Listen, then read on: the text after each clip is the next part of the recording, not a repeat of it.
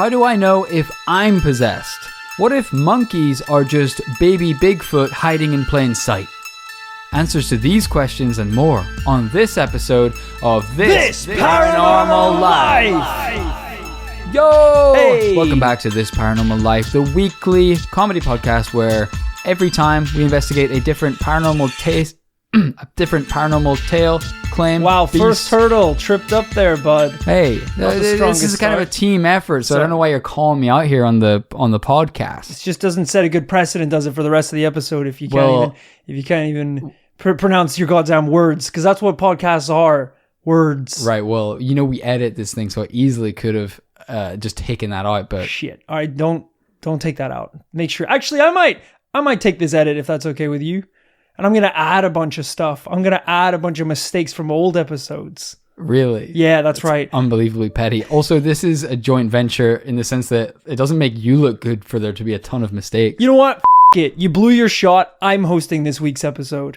On today's episode, we're going to be investigating. Unbelievably, Rocky. I can't believe you're the cojones to call me out when you're not able to string a sentence together. Right? The spotlights are on me now. It turns out we're in a pitch black room. It turns out it's actually pretty hard to host this thing.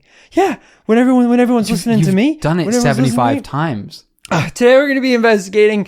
Oh no, I didn't think I was going to get this far. I haven't prepped anything. What do you mean? Bigfoot. Have we done him yet? Yeah, it was the first episode. Fuck. We're going back. I actually think we forgot to mention a bunch of stuff. Well, you don't have any. You're sitting back in your seat as if you're some kind of joyrider. I don't know where you're going to get notes from for this episode. You know what? Buddy, I'll let you take this one. That's really kind of you. I'll let you take this one. I'm sorry. This is Roy Powers across from me. My name's Kit Greer-Mulvena. Together, we are the most decorated paranormal investigators in this universe. And every week we dissect a different paranormal tale. I think we've f***ed up enough at the top of the podcast. We'll just dive right into today's investigation. First off, thank you so much to Tracy for sending this one in. Rory, I'm very excited for today's investigation. Okay. Because it takes us to a medieval castle. All right. When we started This Paranormal Life, I really thought we'd be investigating a lot more spooky castles. So we finally get to investigate one on the cast, except I do concede that it's a weird castle. It's not like what you would expect from a castle. Okay. For one thing, right off the bat, it's in Ohio. What? Oh, wow. Yeah, definitely wasn't expecting that. This is significant because Ohio didn't really have a medieval period. In fact, the whole of the United States didn't really have a medieval period. But being in Ohio doesn't stop this place from being one of the most active paranormal locations on Earth today. It's said that every night ghosts haunt the corridors and whoever happens to be visiting. There are dozens of eyewitness testimonies, so without further ado, let's dive right in. All right. Like any true medieval castle, it was built by a king. Someone with great power, great wealth, and with many followers who wanted to build something that would last forever. That man's name was Harry D. Andrews, a Boy Scout troop leader from Ohio. But whilst he may have been a Boy Scout leader, he was also a knight. Back in World War I, Harry D. was storming battlefields in Europe, probably on horseback, probably with a sword and full suit of armor. Right. Because Harry was so honorable and so chivalrous, he became a war hero. The story goes that in one battle, he single-handedly saved a bunch of allies, and that crucially, one of these grateful men came from a noble and well-connected family in England. Nice. Which meant that when the war was over, Harry D was shown some British hospitality and was knighted. Now, a quick disclaimer, whilst this is a fascinating recounting of how Harry D became a knight, I should say that there is absolutely no record of that ever happening. Okay. I don't think that's even how knights work. And yet, arise Sir Harry D. So back in Ohio, now a veteran and a knight. What's he gonna do? Move into a one-bed flat and work a desk job? You kidding me? A knight needs a goddamn castle. Now normally, if you want to build a castle, a king's got to give you some land to build it on. But the problem is, there's no king in America. Other than the King, aka Elvis, or the Burger King. But thankfully, Harry had been a long-time subscriber to the Cincinnati Enquirer. And this is mental. It so happened that if you subscribed to the Cincinnati Enquirer for a full year, apparently you got a piece of land. What? Is it like one of those magazines where you get like a piece every issue, and then by the end you're like, oh, it's a farm. Like you get it by the end, you're like, oh, cool. Hey, I subscribed to the Jackie Chan comic book issues just so I could get all of the talismans. All the talismans. So I'm not here to judge. I remember issue 1, Dragon Talisman. Yeah, they started strong. Down the line, it was kind of like they're not going to start off. Yeah, they're not going to start off with Rat Talisman or something. Yeah. I would sell no copies. This is absurd, though. This was, I'll come clean. This was the 1920s. The only explanation I can think of why they did this is because it was right before the Great Depression in 1929. They didn't know what sadness was. And They're just giving shit away. I'm guessing that this caused the Depression. Promotions like this. They're giving away property in magazines. And so, over the years, Harry saved up enough of these promotional plots of land to have an actual full area to build his castle on, in a quiet part of greater Cincinnati, way outside the city.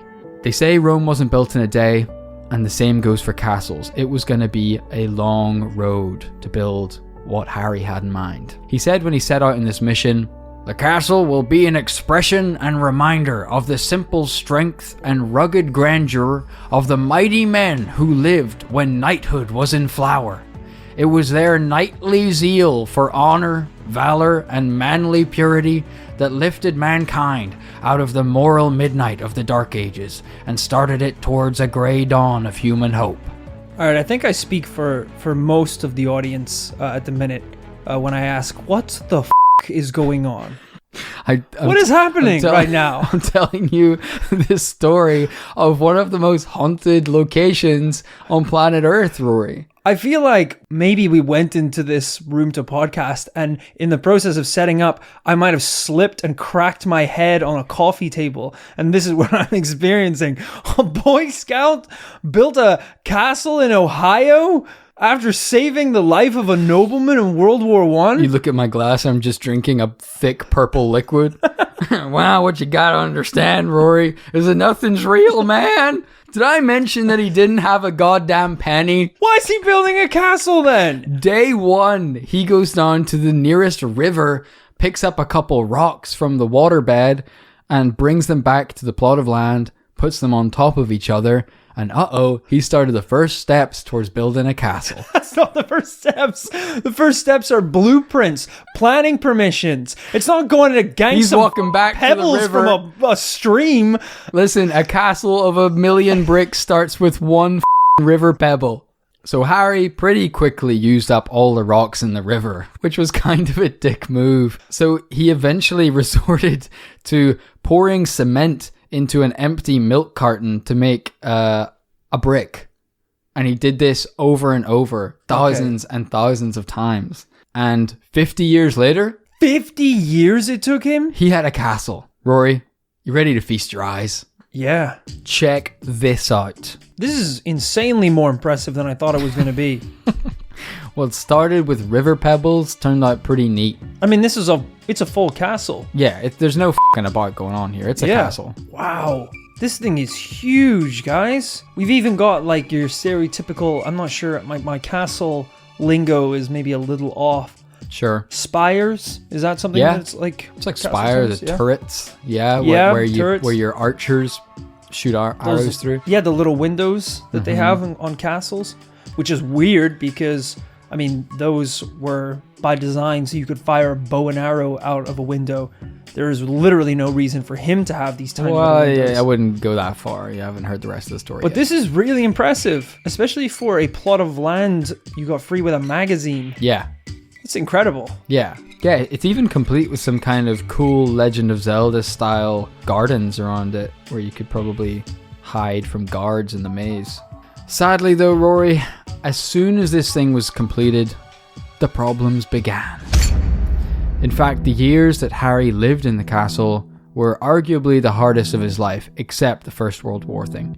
Despite the literal point of a castle being to keep people out, Somehow, people kept breaking in, wrecking the place, and stealing his stuff. When he first opened the castle, he would run tours of the place, even show people around, leaving out a donation box where people could throw in a couple bucks to keep the place going. But after people kept simply robbing the donations box, Harry had to get rid of the box and buy a gun to protect himself and the castle. Oh my god. The place was so unsafe that he even started sleeping next to the gun, just in case anyone broke into his room. Yet, in a twist that no one could have predicted, they broke in and beat up Harry D with his own gun. Who are these people? I've never been to Ohio, but his story isn't making it look good. Yeah, I mean, nothing's going to make you feel less like a king than the peasants of the land breaking into your castle and beating the shit out of you while you sleep. And as if Harry's luck couldn't get any worse, on one day in 1981, he was burning trash on the roof of his castle like he always did, when, unfortunately, his trousers caught fire. And whilst he needed to get the trousers off to protect himself from the fire, he also needed to get the loaded revolver that was in his pocket out of his pocket before he unloaded several bullets into his foot. So scrambling for the revolver, throwing it away, and then getting his burning trousers off. By the time he was safe, he was very badly burned. And sadly, at the hospital later, he died due to complications in his treatment. Gee, he died from that? Yeah. Oh my god.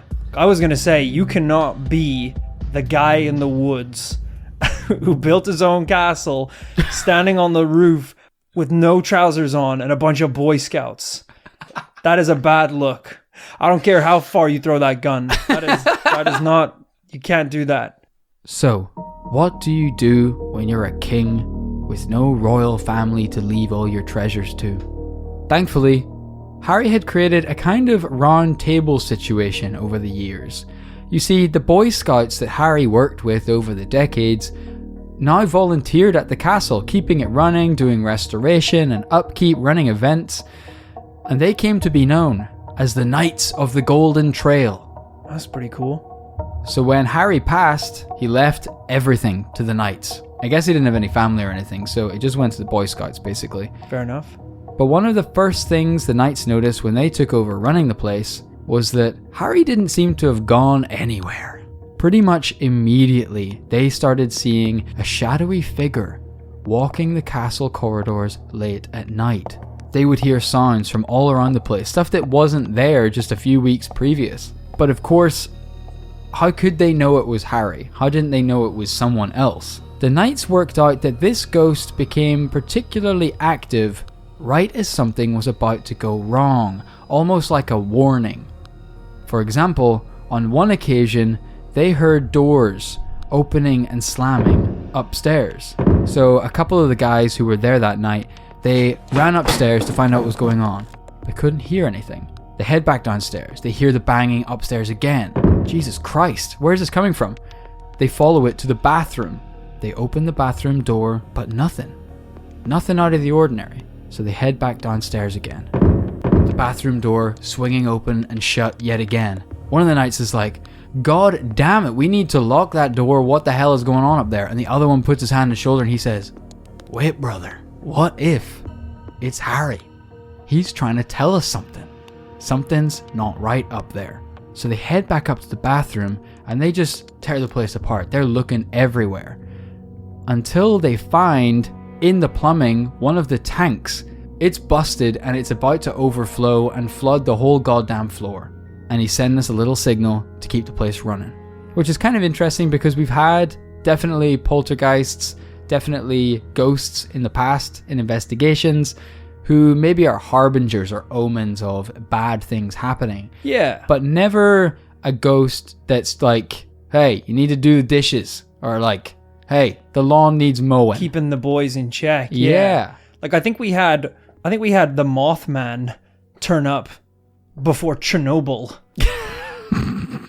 Which is like, that's a very different kind of warning. Which, by the way, apparently too late in the game because too late. I watched the docu-series. It all happened. Oh, yeah. It looked like he just came to watch, which is pretty twisted. Well, it's like the brightest lamp possible, right? So he's just drawn to it. The sick bastard wanted the thing to go up in flames. Yeah, this is really weird. I don't know. I mean, there's a lot of weird things going on. I don't know why a bunch of Boy Scouts are being allowed to live in a castle by themselves. I was going to say it's the 20s. It took 50 years. So the Boy Scouts are probably like 65. But it is like the 70s at this stage, I think. It took him 50 years to build the castle, and as soon as he's done, he lit his own ass on fire and died immediately, leaving his fortune to a bunch of boys who don't seem like they're taking very good care of the place. But yeah, in this case, it was like Harry was keeping things going from beyond the grave. So maybe it's true. Maybe old Harry likes to hang out at the castle to this day. Well, thankfully, he's not alone. He's got company. That's right, there are actually more paranormal entities in this castle. Some even more ancient than bony old Harry D. If you stay overnight in the castle today, if you get lucky, it's said that you might see the terrifying sight of a Viking warrior walking the corridors with a cape. Where's he come from? And a huge sword. Where's he come from? Which seems this isn't even a real castle. Harry built it. What do you mean you said yourself it was a real castle? Well, it looks like a real castle, but that doesn't mean it once inhabited an old Viking lord. It may be slightly unbelievable that in greater Cincinnati area, which sure was only probably built in like the 1800s, that there's a Viking. Sure. An ancient Viking. Unless Harry is throwing ghost parties where the afterlife specters are just all allowed to come and party every night. That's, I guess, the only logical explanation. Some paranormal VIPs. Exactly, yeah. That Viking's flying in on a private jet. So whilst it seems bizarre, the thing is, Harry wasn't just a war hero and a knight. He was actually a lifetime medieval enthusiast. So he had an extensive sword collection. And one of these was a genuine Viking blade that was used in battle.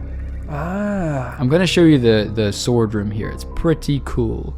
So Harry had been collecting swords from all around the world, and as you can see, there's some rusty pieces there in his showroom. Guys, this is badass. This is a circular room where there is a series of chairs all lined up around the curved wall, and above every chair there is a very large, ancient-looking sword in glass casing, which looks like it would represent whoever is sitting in the chair beneath it. Very unnecessarily cool. I'm starting to doubt the whole thing about Harry not having any money. Yeah, because a lot of these swords look expensive as hell. I'm starting to think the Boy Scouts Association of America need to check their accounts for the years 1929 through 1970 because one of their Boy Scout leaders claims to have no cash, yet built a castle and collects medieval artifacts like he's Indiana Jones. But the theory is that the soul of this Viking, maybe he was defeated in battle, has been captured into the sword and is contained there to this day, where in the castle in Ohio, it breaks free at night and wanders the halls. Hey, I like that. I think that sounds like a cool hypothesis. I don't think we've so much come across that one before, the idea of a personal item of the deceased holding their soul. Do you think there's any credence to that? I mean, we've talked a lot about stone theory before, stone memory. Right. Very recently, in fact. It was, yeah, where basically any traumatic experiences can be basically recorded into stone, right, which is how you get haunted houses and that sort of thing. We've covered haunted cars, yep, haunted dolls, haunted boxes, cursed heads, but very rarely have we kind of come across a personal item that has some sort of sentimental value to someone where they would be trapped in some capacity in that item. Yeah, it does make me think that if the emotion is captured in the item and then that is doomed to be bore out every single night by that spirit, having the personal item of a Viking warrior seems kind of dangerous. Whereas I think it could be awesome if you had, say, the personal possession of, say, some legendary pizza chef, right? Where every night you come down in the morning and you wake up to a bunch of freshly made pizzas. But then would you eat him? Are you eating him? Oh, that could be a problem. Yeah, that could be a real problem. You'd be so bummed if you died and it was like your soul got... Because I don't have a sword, you know? I don't have anything cool to get encased in. What would yours... Some AirPods or something? I don't know. I should buy more swords off eBay. It would be so annoying if you kept it above your bed at all times and then like you die in a portaloo and your soul gets trapped in the toilet roll you last used. The one time I don't bring my katana is to like Reading Festival, and I'm like, well, I guess I'll just be without it for a second, and I just die in a toilet. My soul's trapped. Shit! Imagine how upset you would be if to get a cool soul capsule, you bought like this ancient Japanese katana off eBay, and you like unbox it that day, and then when you're about to go to sleep, all you hear is "Ohayou gozaimasu." You're like, there's already a soul in the sword? It's like it's an ancient Japanese warrior, and you're like, what the hell, man? Yeah, bro, sword's taken, bro. Get your own sword. That wasn't in the description. They said free soul vessel. And it's like, well, there's maybe I could squeeze you in like the handle or something. It's like, God damn it. It's kind of like a studio apartment situation here. There's not really room for two. I like my private space. Yeah, it's like I do require most of the space in here as I am a feudal Japanese lord. Also, there's like 6 more dudes in here already. What? Yeah, we actually bought the sword as well. It's basically me, a feudal lord, and then a bunch of D&D nerds who just like swords. It's kind of lame, actually. It sucks. And as if the Viking ghost isn't enough, Harry D might even have seen a ghost himself at the castle while he was alive and kicking. He told some of the knights while he was alive that not far from the castle is a cave, and that right outside the cave, a woman lived in a cabin. And apparently inside the cave, she used to make moonshine. Oh, this is getting weird. Until one day... Why is he telling this to a bunch of boys? Harry heard a massive explosion, ran outside to see the cabin in pieces, and inside the cave, the presumably tiny remains of this woman who tragically died in a moonshine explosion. Why would he tell this to children?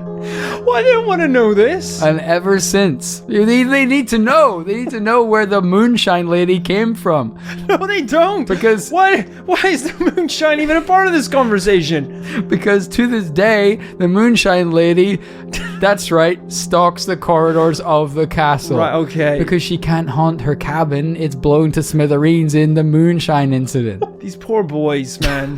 The up thing is, I'm pretty sure this is like still like, I know I say the Boy Scouts were grown men. Sure, the initial ones were, but I think it still is used as a site for like Boy Scout training and like outdoor activities and stuff like that. Left to the organization of Boy Scouts. So Rory, you might think that the story of Harry's castle in Ohio, the paranormal stories begin and end with the ghost of Harry, his Viking friend, and the moonshine lady. But Tracy, who emailed this story into us, brought something highly, highly disturbing to my attention about this case. Something that may blow the case wide open. You may notice that I've been quite coy about the precise location of where this is.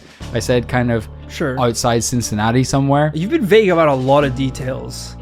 The location. I've been incredibly specific about most of this. And that's because the town that this is closest to, nay, the area that this is closest to, is Loveland, Ohio. Okay.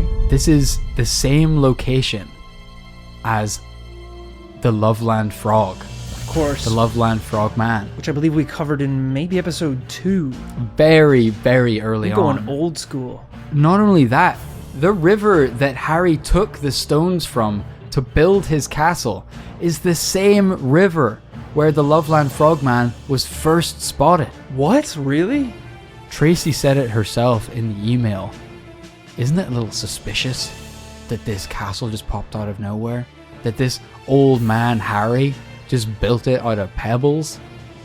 Is it not more likely, ladies and gentlemen of the jury, that this castle was built by the Frogman?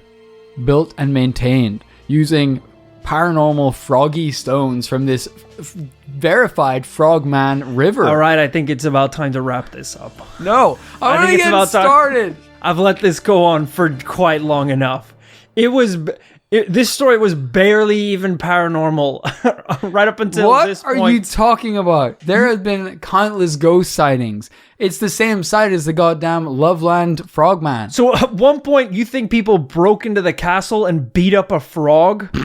I'm not saying Harry's a frogman. I'm saying that Harry was in cahoots with the frogman. Right, you think they were working together. That he sold his soul to the frogman or something along those lines. Is that what they want? Is that even what they want? I thought they smelled like almonds and had a magic wand. They are magic. I don't know what they want. But I'm just saying, isn't it weird that he built a castle by himself in the middle of nowhere? Yeah, but he seems like an absolute weirdo. So it doesn't seem like the strangest thing. Do you think he really burned himself alive on that roof? Or do you think there was a goddamn frog standing there with a Zippo and a revolver pointed at him? So not even magic? The frog didn't even use magic. You could have said he used a fire spell or something. It had to look like an accident. Don't you understand? These frogs, they know how it all works. They know how the system is rigged. It's a froggy frog world out there, all right? Listen, that initial frogman drew too much attention to the frog community. They needed to pawn it off on some old bat from the First World War. Oh my God. Okay. Okay, I'm sensing that you're on the verge. Jesus, we won an award for this podcast once. What has happened? And we'll do it again once the ladies and gentlemen of the committee hear this evidence. I'm not gonna lie to you, Rory. This is where the rubber meets the road. I'm out of evidence. The rubber meets the toad, you could say. Hey! You say you're out of evidence? What? Before I made that joke, I think you said you really snuck it like under the rug. Nah. No way. Yeah. No, there's a ton more evidence. If you want evidence, there's a ton more. There's a lot of evidence where that came from. Just let me quickly Google some. If you're done, I'd rather you tell me than try and make up stuff on the spot. Hey, I'm not done. As if that wasn't enough. Get a load of this. Don't just Google frog. Don't just Google frog. Google frog. Boy Scouts. I'm getting nothing. I gotta be honest. You're getting nothing from Googling the word frog? Is Google broken? How is this possible? 0 results? Let me see. Hold on. Your iPad's not even turned on. The battery, it hasn't even been turned on this whole time. What have you been looking at? I have an active imagination. Look, I'm desperate to win this award, man. We need it. We need it badly. All right. You've seen the numbers yourself. We need the They're award. going down, yeah. They're going down. I tried, and Christ, Tracy sent in a bunch of suggestions, but they were all piss takes. There's no evidence to any of them. So with 5 minutes to go to recording, you're like, hey, bro, you ready to record?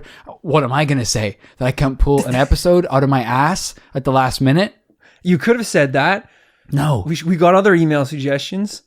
By the way, I've checked some of the suggestions that Tracy had. One of them is just unredacted documents that have been leaked from Roswell about the actual UFO crash. Old news. We've covered it many a time. Old news. It just came out on WikiLeaks. The date says 2 days ago. Listen, I sped read that, aka read the first and last line, which were, both redacted, and it was a snooze fest. The second word is grays. Yeah. Why you didn't stick around for that? Probably the color of the suits, the MIB's goddamn clothes. I only care about one color, green, for money and frogs. What makes this world go round, baby? All right, look. So some of it might be made up, but the core of the story is blindingly true. So Rory, I've presented a lot of evidence to you today. I've shown you countless pictures of a castle. And we have to come down to the conclusion as to whether what happened at the Loveland castle is paranormal or not. What are you saying? All right, to know for me this week. Jesus Christ. Yeah, you didn't thanks for listening, guys. You didn't even discuss it for a second. I think the less I discuss about this case, the better for both of us. No, listen, you have to give this a fair trial and come up with just one good thing to say about this. Just one good thing to say about this investigation. One good thing. It was short. You froggy bastard. All I'm right. going to set fire to your ass. That's how he died, wasn't it? Ass first. You don't even know the facts about your own story. Listen, I am being persecuted here. Like a frog. For crimes I didn't commit. It's going to be a no from me this week. Me. This Story just croaked. All right. Just shut up then. If you're not going to say anything positive, then okay, let's just get it over with. That's not how this podcast. Do you know what? Yeah, fine. It's none of it's real. Yeah, you're right. It's a big waste of time. All right. Should we do shout outs then? All right. Shout out to Tracy. Thanks for nothing, I guess. We couldn't exactly convince rude. Rory, who should have been on side. I thought he was my friend, rude. But thank you, Tracy, for the email suggestion. I'm sorry about what just happened. I'm sorry about this week's podcast. I'm sure your suggestion was great. Unfortunately, we got a little sidetracked. And sidetracked with some unbelievable freestyling off the dome.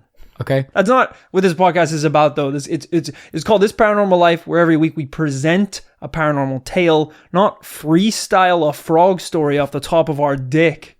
All right, you got to come prepared with facts and logic and a little bit of science, not too much, because science is for nerds. Well, we can agree on that much. We can agree on that much for sure. I got to rein it back in. Okay, so it's a double no. Granted, I may agree that we can't say this is definitively paranormal, but hey, if you will agree to this, the Loveland Castle, the Boy Scouts, the Knights themselves, sure, they let paranormal investigators stay overnight in the castle to conduct investigations.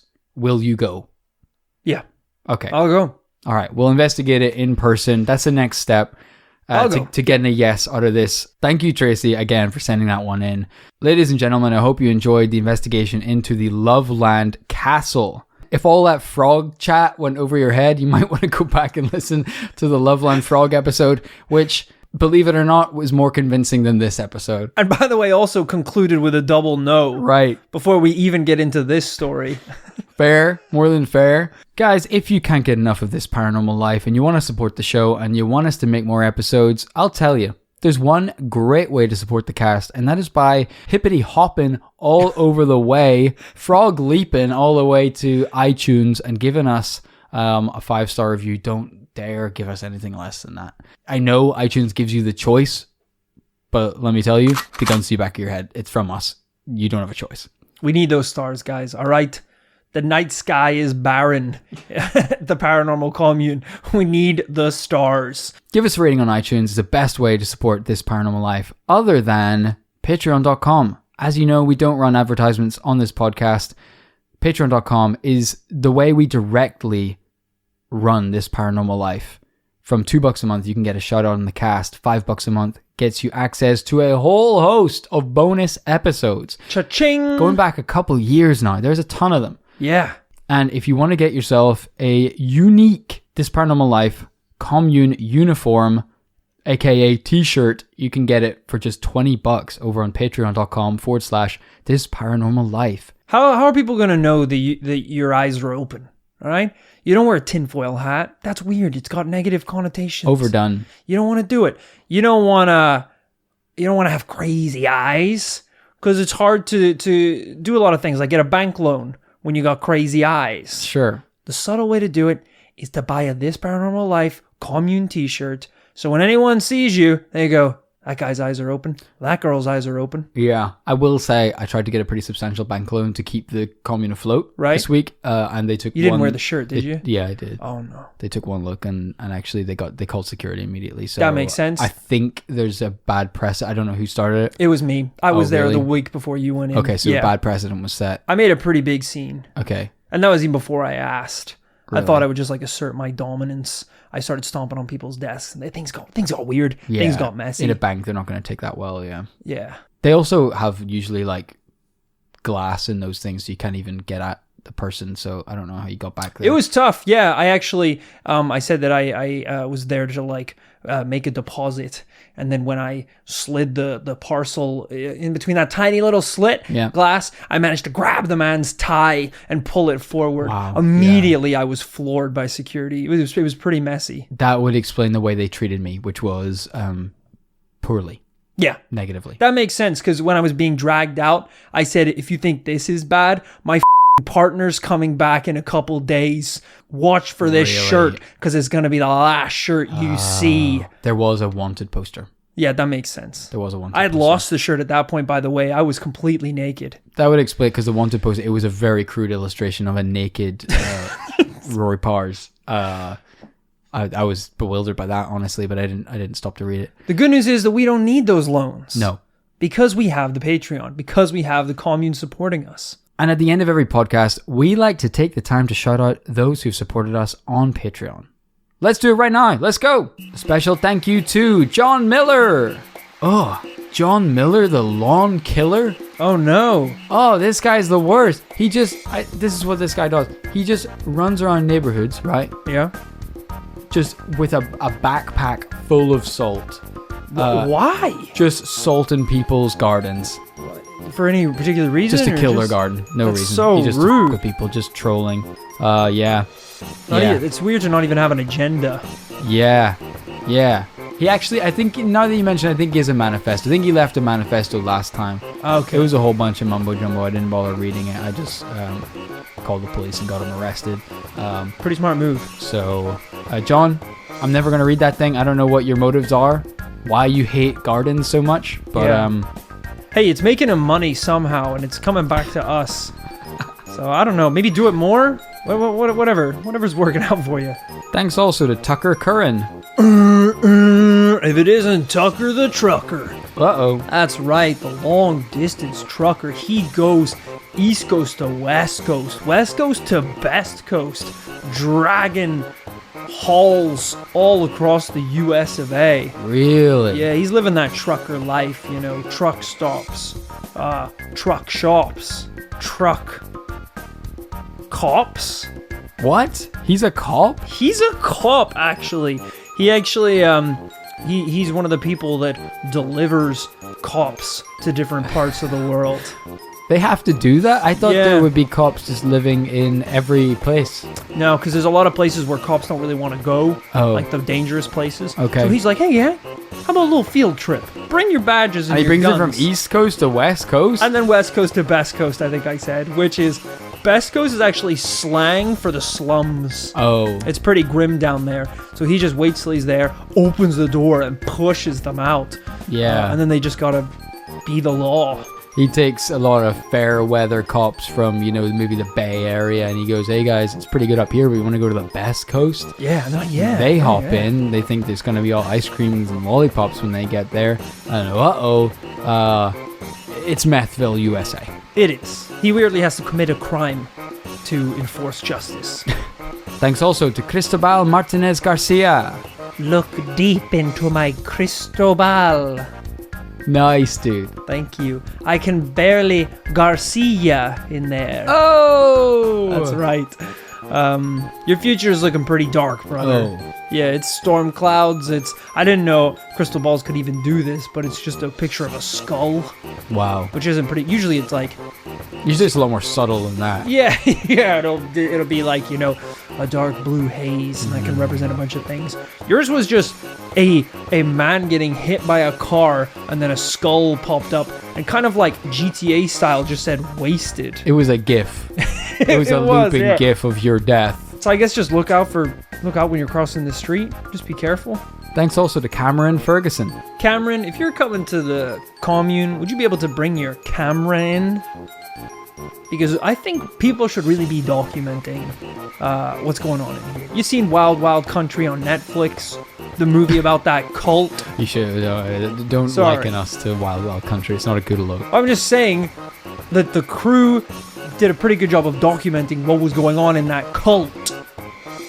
Yeah, they did, but we're not a cult. I didn't say that. So I didn't say that. I never said that. I don't know why we need a movie crew. So I'm saying if Cameron did bring their camera in, we could document the commune pretty well. That's what I want. Just like they did the cult in Wild Wild Country. I will say that whilst I don't agree that our cult needs filming, that you want to take another swing at that one? Nah. What? People know what I mean. We said it a million times. We're not a cult. We're not a goddamn cult. So if I call us a cult, it doesn't mean know not to believe me. It doesn't mean it, Cameron. But I do think that just like police having body cams is a good thing for social justice. Yeah. I think they should probably be putting cams on us because we do some pretty bad shit when people aren't looking. So don't say that. Bad in the eyes of criminals, sure, because they hate justice and law. and human sacrifices. I think we're digging ourselves into a bigger pit. This is getting every weird. second. But Cameron, just bring your camera Just in. bring it and we'll maybe erase the tapes. Thanks also to Rob Lloyd. Rob Lloyd, the mob droid. This is a mafia robot. What? It's terrifying. How did he get a Patreon account? At least a traditional mob leader eventually dies. Right. You know, there's always the hope when the violent mob leader dies, then maybe the next generation will be a little kinder, a little more gentle in their mob ways. Sure. But when Rob Lloyd is a droid that lives for thousands of years, he never softens up. He's made of metal. He rules with a literal iron fist. When he says he's going to pump someone full of lead, it means he's going to put his fist through their skull. So pretty scary guy. Glad to see we're on the receiving end of some kind of hush money. This Tin Man doesn't have a heart, all right? And he doesn't want one either. The wizard. These all sound like great like catchphrases for a movie that's coming about a robotic mobster. A Rob Mob. This Tin Man doesn't have a heart. You're damn right he's a wise guy. His brain chip contains every fact known to mankind. Thanks also to Min Nguyen. All I do is min, no matter what. He's got money on his mind and he's giving it to us butts. What? That's right. Min supports us on Patreon. And while a lot of people do as well, everyone that we've shouted out, Sure. Min is I think the only one that really means us well. Really? A lot of people, I think, give us money to keep the show going so that eventually we'll cancel ourselves.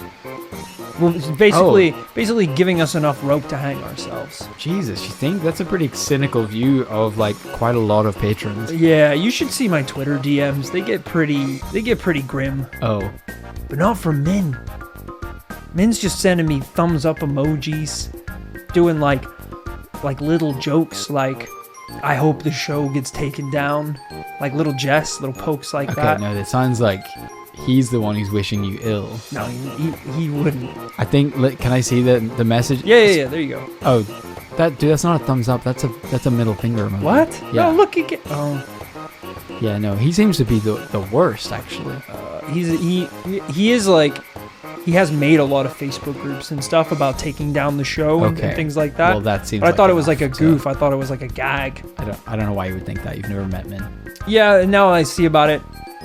The skull and crossbones he keeps sending me. Yeah, I think that's illegal. It's a death threat. That is a death threat. Yeah, I thought it was just like saying that he likes spooky things. It's a single emoji death threat. Yeah, I'm a bit sad now. Thanks also to Shanna Phillips. Shanna Phillips, the ultimate assassin. Oh. Yeah, I heard that they once just flicked someone and they died. What? Yeah, that's how insane of a hitman they are. On some Bruce Lee shit. Yeah. No, well, the guy was pretty old at the time.